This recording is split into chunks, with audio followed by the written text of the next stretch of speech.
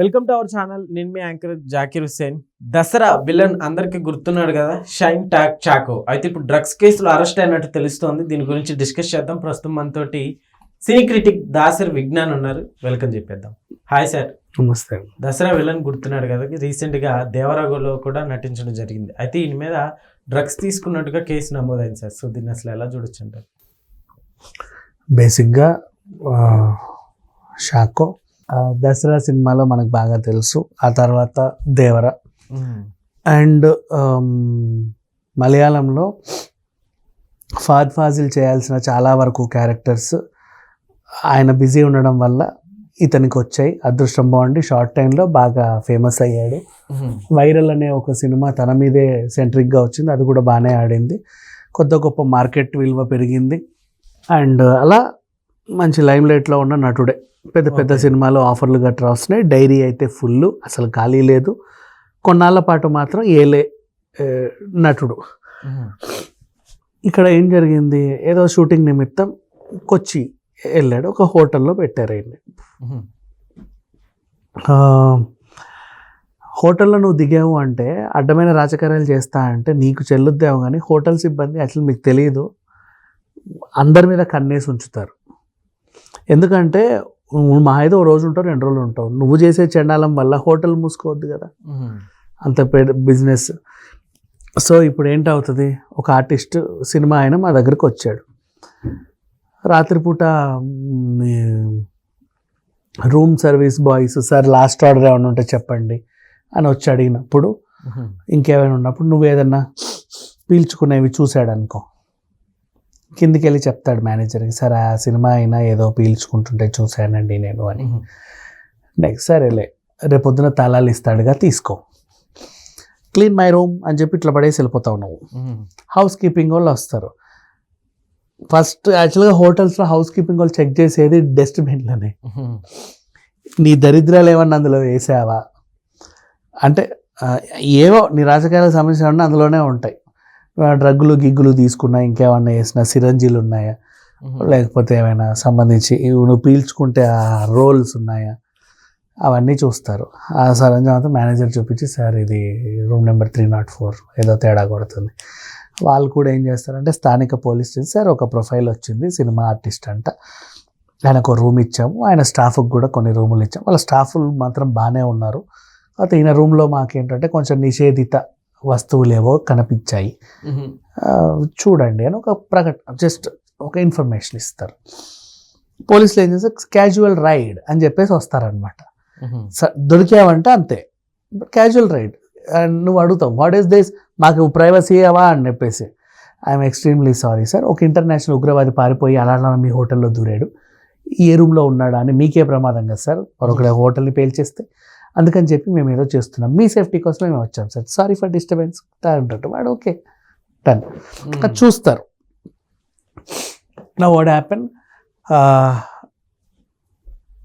ఇతను వాళ్ళు సమాచారం ఇచ్చినట్టుగానే next day night, sir shooting అయిపోయింది, సార్ వచ్చాడు, ఓకే కానీ ఆయన ఏమన్నా మీకేమన్నా అనిపిస్తే నాకు చెప్పండి అని.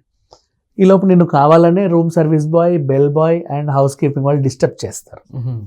తెలియదు సార్ ఏంటి అంటే, ఆ రోజు నీ రూమ్లో పెట్టాల్సిన వాటర్ బాటిల్స్ వాళ్ళు పెట్టరు, వాళ్ళకు కొన్ని తెలివితేటలు ఉంటాయి.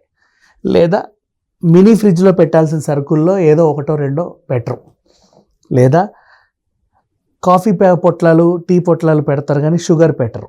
ఓకే, సంథింగ్ ఏదో మిస్ చేసి, excuse me sir, I'm extremely sorry, పొద్దున మీకు చేయడంలో వాటర్ బాటిల్స్ పెట్టడం మర్చిపోయాను, ఆ టైంకి స్టాక్ అయిపోయింది, ఇందాకే వచ్చింది, సారీ ఫర్ ఇన్కన్వీనియన్స్, అక్కడ పెట్టేసి అంటారు. వాళ్ళు అలా వచ్చేసి 2 పెడతారు. ఏమైనా కావాలా సార్, థ్యాంక్ యూ అంటారు, కావాలని. They want to come in side.